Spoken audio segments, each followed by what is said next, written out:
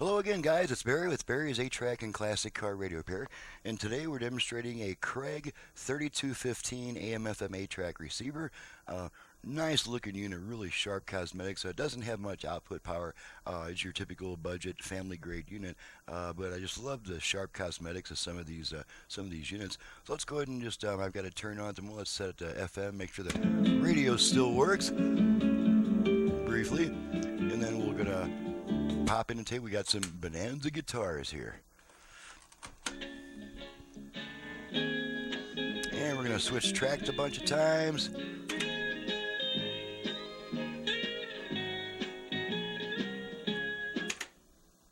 Okay, we're between songs here.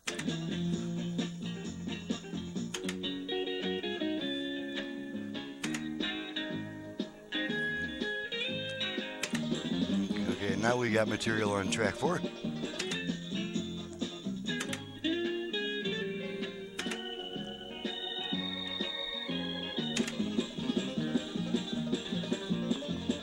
Okay, and we'll pop in a little bit more familiar tape just so that you can check the speed, make sure the speed's correct, just very briefly because of copyright issues.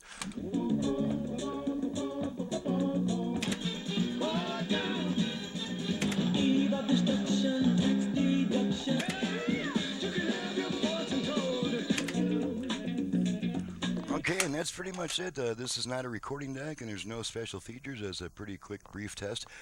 Interesting to note is this unit has both a phono input and an aux input. And for both of those inputs, you use the phono setting. In other words, if you're feeding your MP3 player into the aux input, you would use the phono setting to hear that through the stereo. So that's it. This is a short, sweet test. One thing we have not done is made sure both speakers work. So let's just give her a quick. Take a quick visit to there. Our balance control to the left, to the right, left, right, and we'll make sure that it works on the tape as well.